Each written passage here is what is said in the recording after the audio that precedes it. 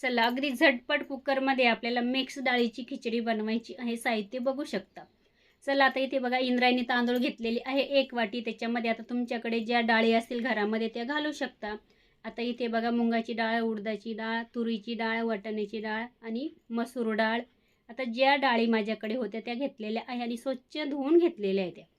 आता कुकरमध्ये थोडंसं तेल घातलेलं 1 चमचा. जिरं मोहरी घालायची आहे. ती छान फुलू द्यायची ही बघा. त्याच्यानंतर दुसरं साहित्य घालायचे. थोडासा खडा मसाला घातलेला आहे, कढीपत्ता घातलेला आहे. आता इथे ना आपल्याला कांदा घालून घ्यायचा आहे. कांदा पण छान फ्राय करायचा आहे.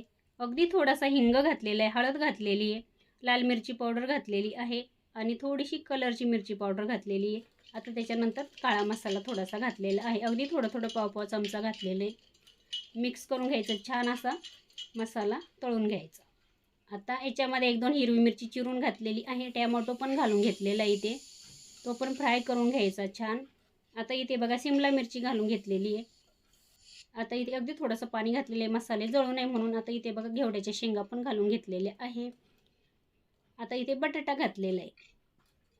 चला आता इथे आपल्याला मिक्स करून घ्यायचं आहे आणि थोडेसे आहे ना वाटाण्याचे दाणे घातलेले शेंगांमधले.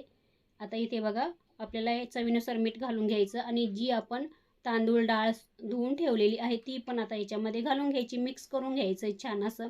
आता याच्यामध्ये आपल्याला पाणी घालायचं आहे. आता 2 ग्लास पाणी घालून घेते आणि आपल्याला कुकरची शिट्टी 2 करून घ्यायची आहे. चला आता इथे मी झाकण लावून घेते. चला इथे बघा 2 शिट्ट्या झालेल्या आहे आणि गॅस मी जरा 5 मिनटं कमी गॅसवर ठेवून दिलेली होती. चला आता आपण बघूया.